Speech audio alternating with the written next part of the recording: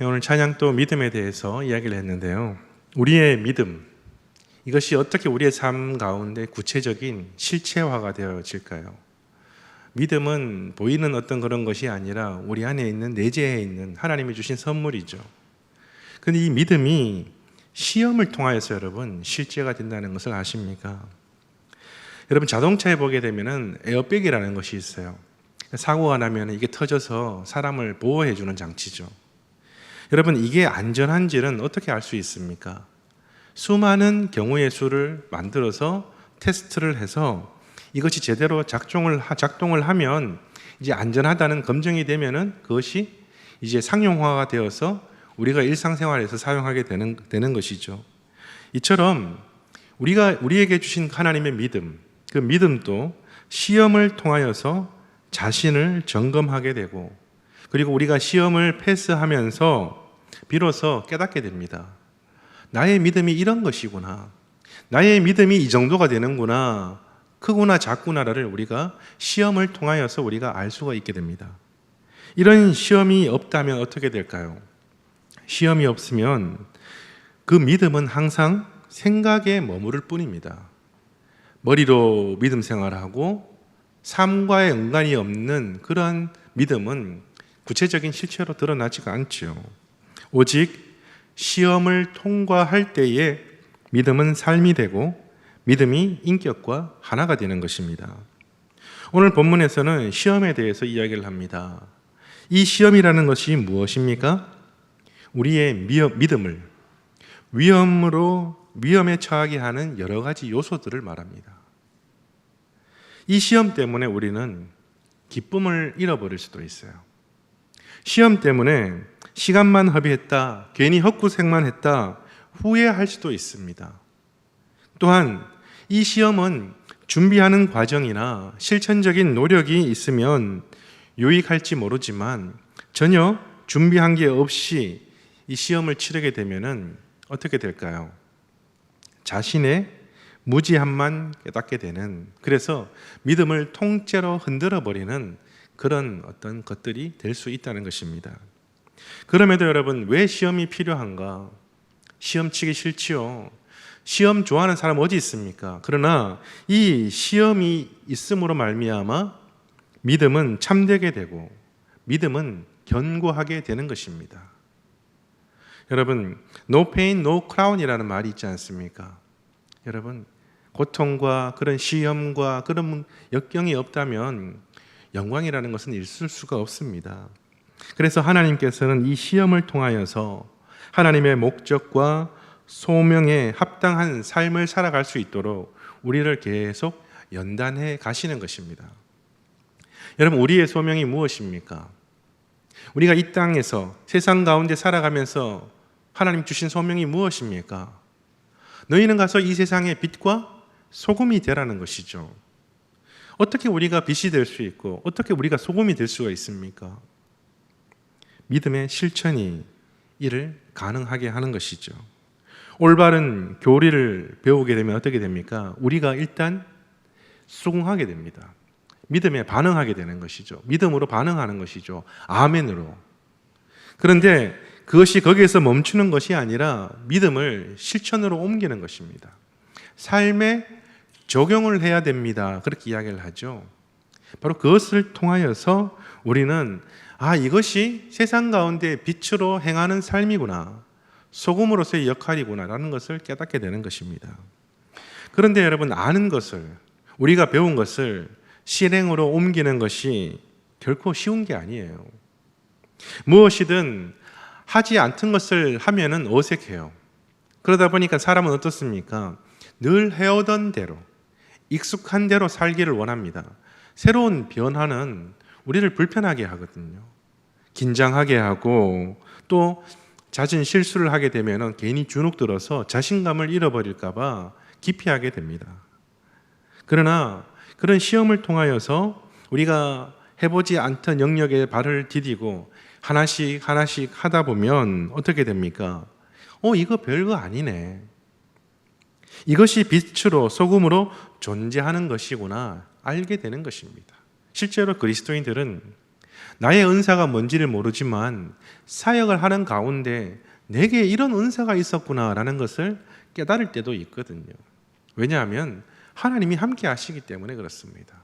하나님의 시험이 그의 삶을 연단하고 그를 정금같이 만들어서 연단시켜서 빛과 소금의 역할을 감당하는 사람으로 만들어 가기 때문에 그렇습니다. 그래서 야고보는 참된 믿음이란 무엇이냐 정의를 내렸는데요. 여러 가지 시험을 통과하며 알게 되거나 깨닫게 되는 것이다. 그렇게 우리에게 알려주고 있습니다. 그래서 이러한 시험을 통과하기 위한 행함을 강조하는 거예요. 야고보서 2장 26절에 행함이 없는 믿음은 어떤 믿음이다? 죽은 믿음이다. 그래서 우리의 믿음이 살아있는 것은 무엇이냐? 시험을 통하여서 내가 계속 움직이는 거예요. 실천을 하는 겁니다. 내가 아는 것으로 그치는 것이 아니라 아는 것을 행하는 것으로 이어가는 그 행함에 대해서 강조하는 것입니다. 그래서 야고보서의 내용은 대부분 어떤 내용입니까? 아주 삶에 있어서 구체적이고 그리고 그런 실제적인 교훈들을 담고 있는 것이죠.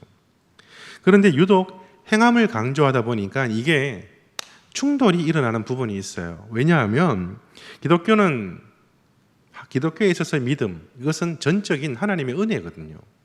우리의 어떤 행함으로 인해서 얻어지는 것이 아니라 오직 은혜로 말미암아 얻어지는 것입니다. 그러니까 이러한 것을 강조하는 사람에게 행함을 강조하니까 반대가 심했던 것이죠. 바울 서신의 가르침은 오직 믿음, 온리 믿음이다. 그것을 통하여서 우리가 의롭게 되는 것을 가르치는데 이와 정반대되는 것으로 오해하는 이들도 있었습니다. 바울 서신에 나오는 예수 그리스도에 대한 깊은 신학적인 논의가 아직 나타나지 않았기에 루터도 야고보서의 가치를 매우 낮게 평가하게 됐거든요. 그래서 지푸라기 서신이다라고 이렇게 명하기도 했었습니다. 그러나 야고보는 그 말씀을 우리가 깊이 묵상해 보면 어떻습니까? 바울이 전한 복음과 대립하는 그러한 복음이 아니라 보완하는 서신입니다. 오직 믿음으로 의롭게 되는 것을 부정하는 것이 아닙니다. 그러나 그 믿음이 반드시 무엇으로 연결된다? 행함으로 연결이 되어야 되는 거예요. 그래서 믿음은 있지만 행하지 않는 믿음은 어떠한 믿음이다? 송장과 같은 죽은 믿음이다. 그렇게 이야기를 하는 것입니다. 그래서 야고보는 흩어져 있는 12지파에게 이 서신을 씁니다. 12지파는 초대교회 성도들이 된 유대인들을 일컫는데요. 그들이 흩어진 이유는 로마 황제 클라우디우스의 핍박 때문이었습니다. 핍박으로 인해 흩어진 그리스도인들은 고향을 떠나 삶의 터전을 잃어버린 채 그냥 살아갔습니다. 아마 오늘날의 난민이 처한 형편처럼 극한 가난에 처해 있었던 것 같습니다. 따라서 야고보서에서 강조하는 두 가지의 시험은 다름 아닌 핍박과 가난이었습니다. 이게 참 사람을 힘들게 만드는 것이죠. 핍박으로 인하여서 흩어져 가난 속에서 고통받는 그리스도인들에게 야고보는 말합니다. 인내를 온전히 이루라. 끝까지 견뎌내라. 그렇게 이야기를 하고 있습니다. 여러분, 장래에 회복될 것이라는 어떤 소망의 메시지가 아니라 그냥 참아라, 인내해라, 이런 말씀은요, 힘들 때는 위로가 될까요? 사람들이 뭐라고 할까요? 가세요. 필요 없어요. 아니요, 집사님, 권사님, 참으셔야 됩니다. 견디셔야 됩니다. 이건 큰 위로가 되지 않습니다. 그러나 하나님은 무엇을 강조하시느냐? 이 모든 것이 연단이기 때문에 인내를 하라는 것입니다. 상황을 바꿀 수 있으니 억울해도 그냥 끝까지 참아라, 그런 의미가 아닙니다. 이 시험을 통하여서 하나님께서 이루시는 목적이 반드시 있다. 그냥 하나님이 시험을 허락하지 않으신다. 그 시험의 끝에는 반드시 목적이 있으니까 그것을 깨닫기까지 적극적인 자세로 믿음으로 인내하라, 그렇게 이야기를 하고 있는 것입니다. 그런데 그 인내가 그냥 참는 것이 아니라 그 인내가 너무나도 소중할 수밖에 없는 것은 그 인내 또한 하나님의 선물이거든요. 하나님은 인내를 통하여서 성도들에게 크신 복을 허락하십니다. 그것이 무엇입니까? 야고보서 전체의 내용을 품고 있는 내용인데요. 시험을 이긴 자에게는 복이 있다. 그렇게 강조를 합니다. 생명의 면류관을 약속을 하셨고요. 또한 욥의 인내를 언급하면서 욥이 가정과 그 모든 소중한 것을 한순간에 정말 어이없게 다 잃어버렸잖아요.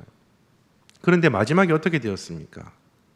하나님께서 이전에 있던 그 어떠한 것보다도 더 풍성하게, 그것이 완전히 그의 상한 마음을 치유했는지는 알 수는 없지만은 그 모든 것을 잊어버릴 정도로 하나님께서 은혜로서 채워주시고 위로해 주시고 함께 해주셨다라는 것을 그는 강조를 합니다.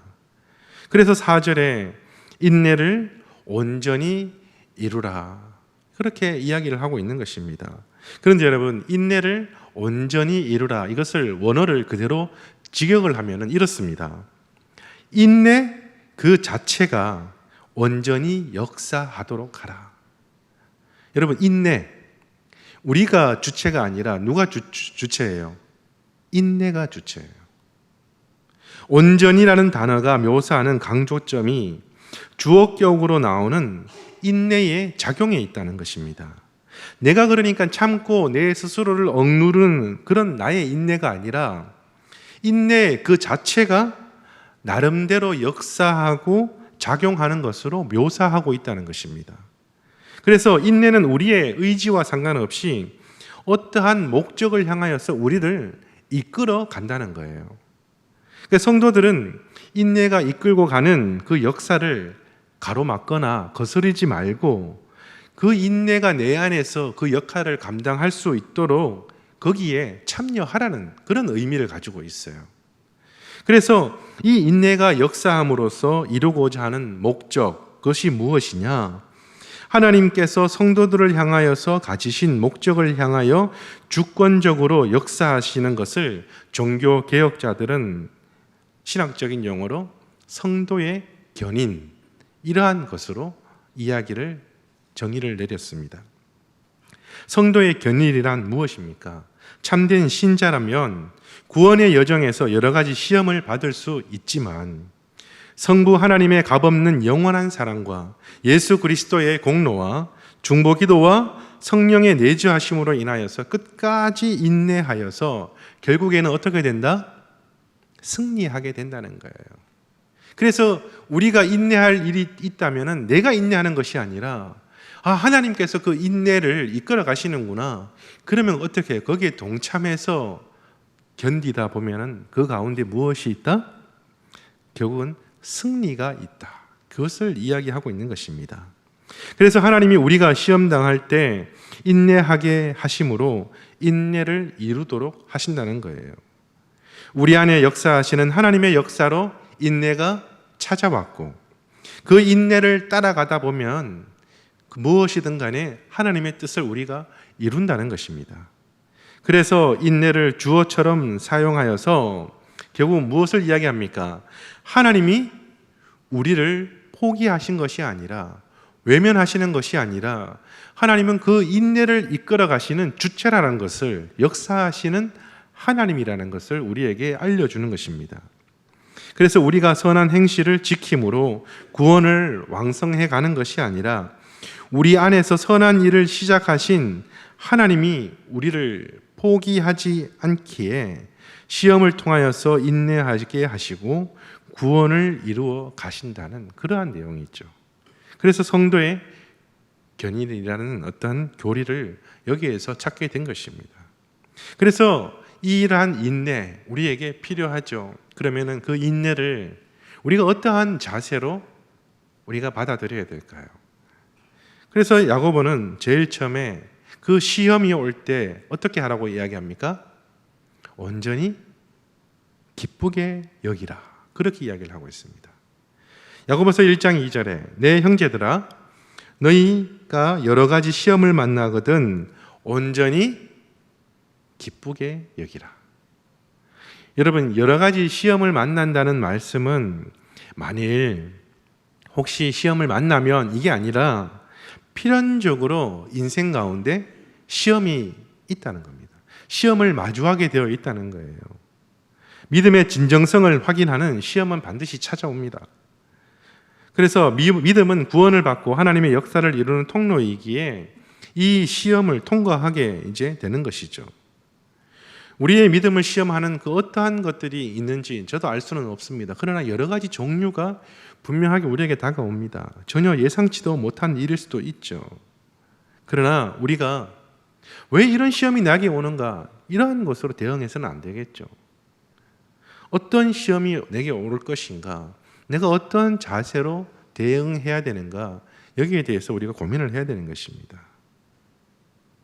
여러 가지 시험을 만나거든 온전히 기쁘게 여기라. 이것은 이해하기 어려운 말씀이죠.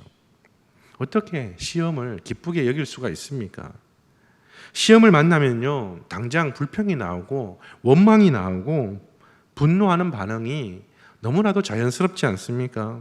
시험 자체를 기뻐하는 자도 없습니다. 저도 시험을 그렇게 기뻐하지는 않습니다. 그런데 시험의 목적과 결과가 좋은 것임을 믿음의 눈으로 바라볼 때 우리는 기뻐할 수 있다는 거예요.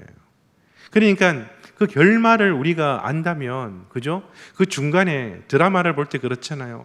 마음을 졸이고 아이고 어쩌면 좋노 하면서 가슴을 치고 있는데 결말을 안다면은 이 모든 것들이 과정이라는 것을 알게 되는 것처럼, 여러분, 우리가 그 결과를 안다면 우리는 기뻐할 수 있다는 것입니다. 그리고 2절에 마지막에 기쁘게 여기라 이렇게 이야기를 하는데요, 여기다, 이 말에 영어 성경에서는 카운트라고 표현을 합니다. 즉 믿음에 근거하여서 계수하라는 거예요. 계수, 하나하나 기쁨을 계산하라는 것입니다. 시험에 함께 오는 고통에 주목하지 않고 결국 나타날 결과를 바라보는 것, 그것이 바로 믿음의 눈이고 신앙의 눈이라는 것입니다. 시험을 당할 때 당장 마주한 시험에 실망하는 것이 아니라 드디어 올 게 왔구나, 내가 또 넘어야 되고 나를 연단케 하는 시험이 왔구나. 그러나 그 너머에 힘든 과정이 아니라, 과정은 누가 하는 거예요? 하나님께서 역사하시고 우리는 인내에 동참하기만 하면 됩니다. 태풍이 올 때 여러분 할 수 있는 게 있어요? 여러분 삶 가운데 여러분 집에 태풍이 오잖아요. 여러분들이 무슨 방패를 들고 칼을 들고 용사가 되어서 내가 막으마 한다고 막을 수 있겠어요? 안 되죠. 어떻게 해야 됩니까? 그냥 웅크리고 붙잡고 견디는 것 외에는 없습니다. 인내하고 견디다 보면은 지나가게 되고, 살았다, 웃을 일, 또 지켜주심, 그 수많은 것들을 우리가 깨달을 수가 있게 되는 것이죠. 시험 가운데 인내하면, 하나님의 끄시는 역사에 동참하면 우리는 부족함이 온전함을 경험하게 될 수 있고 성숙하게 되어지는 나 자신을 발견할 수 있다는 것입니다. 그리고 두 번째, 기뻐할 다음에 우리가 해야 되는 것은 무엇이냐? 부족한 지혜를 구하라는 것입니다. 5절 말씀에 너희 중에 누구든지 지혜가 부족하거든 모든 사람에게 후히 주시고 꾸짖지 아니하시는 하나님께 구하라. 그리하면 주시리라. 하나님께 구하면 어떻게 하신다? 주신다는 거예요. 인내하면서 시험을 통과하는 사람들에게는 반드시 이 지혜가 필요합니다. 시험 가운데 온전히 기뻐해야 될 이유를 어떻게 찾을 수 있을까요? 시험을 통해서 대부분 실실 웃는 사람들은 없습니다. 그러나 하나님이 주시는 지혜를 가지면은 이게 그 시험이구나, 하나님의 테스트구나, 내게 지금 복이 다가오고 있구나, 이것을 바라볼 수 있는 눈은 하나님께서 주시는 지혜가 있어야 된다는 것입니다. 인내의 역사가 자신의 부족함을 온전하게 변화시켜 가고 있는지를 분별하기 위해서도 지혜가 필요한 것이며, 시험 가운데에서도 믿는 것을 삶으로 살아내기 위해서도 이 지혜가 필요하다는 것입니다. 이는 스스로의 노력은 이룰 수 없고 하나님의 선물로만 우리가 얻을 수 있다는 것입니다. 여러 가지 시험 중에 인내하다 보면은 여러 가지 선택의 길에 우리가 마주할 때가 있어요. 선택을 해야 됩니다. 이것이냐 저것이냐. 여러분, 어느 길이 진정한 인내의 길인지 선택하는 지혜가 필요하죠. 그때 우리는 물어야 됩니다. 하나님, 제게 지혜를 주십시오. 내가 어떠한 길을 선택해야 되겠습니까? 내가 무엇을 해야 될지 잘 모르겠습니다. 그러나 당장 나의 유익 때문에 최선인지를 알고 최악을 선택하는 그런 어리석음이 내게 없게 해달라고 우리는 기도해야 되는 것입니다. 그리고 또한 지혜를 구하되 조금도 의심하지 말고 뭐예요? 하나님께 구하면 주신다. 이런 확신을 가지라는 것입니다. 하나님은 이러한 지혜를 구하는 자에게 어떻게 하십니까? 꾸짖지 아니하시고 후히 주신다고 이야기를 하고 있어요. 그건 뭐예요? 내가 생각한 것 이상으로 감당하지 못할 지혜를 우리에게 채워주신다는 것입니다. 그러나 의심하는 자는 어떻게 될까요? 받을 수가 없습니다. 두 마음을 품고 있기 때문에 의심하는 것이죠. 의심하는 자는 바람에 밀려 요동하는 바다 물결같이 요동칠 뿐입니다. 시험 가운데 인내하며 필요한 지혜는 하나님께 반드시 주시며 후히 주심을 믿고 지혜를 구할 수 있는 우리 모두가 되어야 될 것입니다. 그러한 지혜를 받을 때 우리는 어떠한 시험을 겪더라도 어떠한 영역에서든지 간에 자신이 온전하게 변해가고 있음을 깨닫게 되는 것입니다. 그리고 마지막으로 하나님은 가난하든 부유하든 자신의 영적인 위치를 자랑하라고 이야기를 하고 있습니다. 인내의 자세는 가난하든 부유하든 영적인 위치를 자랑하는 것이다. 그렇게 이제 결론을 내립니다. 핍박으로 인해서 흩어진 성도들 가운데에는 커다란 문제가 있었죠. 가난이라는 시험에 직면하고 있었습니다. 그러나 가난한 성도나 부유한 성도나 모두 어떤 핍박 속에 있었다면은 그 물질이 핍박 속에 있는 그 어떠한 자들에게 어떠한 보호막의 역할도 해주지 못했습니다. 그래서 가난한 성도에게는 가난을 바라보면서 낙심하지 말고 그리스도 안에서 자기에게 주어진 영적인 부요함과 하나님께서 바라보실 때 얼마나 나를 존귀한 자로 여기시는지를 그런 것을 바라보며 자랑하라는 것입니다. 지금 내게 가진 것은 없지만은 하나님이 그럼에도 나와 함께하고 계시고 나를 위하여서 일하고 계시며 나를 통하여서 나중에 어떻게 만들어 가실지 그 모습을 우리가 바라보면서 자랑하라는 것이고, 부유한 자에게는 부유함을 바라보면서 자신을 높은 곳에 마음을 두지 말고 영원의 관점에서 바라볼 때 부유함이 얼마나 영적인 가치가 낮은 것인 것을 자랑하라는 것입니다. 그리스도 안에서 자신을 낮추는 겸손을 나타내라는 것입니다. 이 땅이 아무리 부유하다고 해도 하나님의 천국에 있는 그 어떠한 것과도 비교할 수 없는 것을 그래서 이야기하는 거예요. 그래서 가난한 자든 부유한 자든 물질이 있고 없음 유무를 떠나서 그 소망을 하나님께 두고 그것을 자랑하면서 그렇게 견뎌낼 것을 우리에게 이야기하고 있는 것입니다. 여러분, 자랑할 것을 부유함으로 여긴다면은 가난한 자는 재물이 부족하여서 그리스도 안에서 높은 자신의 가치를 발견하지 못하게 되는 것이고, 부유한 자는 세상과 덧없이 사라질 재물의 낮은 위치를 발견하지 못하고 사라질 것과 함께 영원한 가치를 잃어버릴 수 있기 때문에 정말 나에게 있어서 무엇을 자랑해야 될지를 분명하게 알고 그렇게 살아가라는 것을 이야기하고 있는 것입니다. 가난하거나 부하거나 참된 가치는 어디 안에 있다? 예수 그리스도 안에 있다. 믿는 자에게는 물질에 있는 것이 아니라 주 안에 있다는 것을 이야기하고 있습니다. 그래서 시험 가운데 인내하면서 견딜 때 우리는 궁극적으로 영광을 누리게 되며 승리할 수 있다는 것을 이야기하고 있는 것입니다. 사랑하는 성도 여러분, 참된 믿음은 시험 가운데 인내를 통하여서 온전해짐을 기억하시기 바랍니다. 인내가 시험을 이깁니다. 여름의 뜨거운 태양빛을 견디는 인내가 가을의 풍성한 결실을 보장하는 것입니다. 욥의 인내는 시험의 이유를 깨닫는 인내가 아니라 시험을 견디는 인내였음을 여러분 기억을 하시기를 바랍니다. 우리는 시험의 모든 이유를 다 알 수는 없습니다. 또한 인내를 통하여서 그냥 우리가 온전해진다는 것, 연단의 과정이라는 것밖에는 우리가 알 수 없지요. 그러나 시험 가운데 우리가 인내에 몸을 맡기고 하나님의 역사를 따라갈 때 우리는 연단되어지고 더 성숙한 그리스도인이 되는 것이죠. 그 믿음이 머물러 있는 믿음이 아니라 믿음이 삶이 되고 믿음이 인격이 되는 그러한 것을 비로소 경험하게 되는 것입니다. 여러분의 앞에 어떠한 시험이 있다 할지라도 흔들리지 마시고 인내로 온전함으로 영광을 소망하면서 그 믿음의 길을 걸어가시는 우리 모든 성도님들 되시기를 주님의 이름으로 축원드립니다.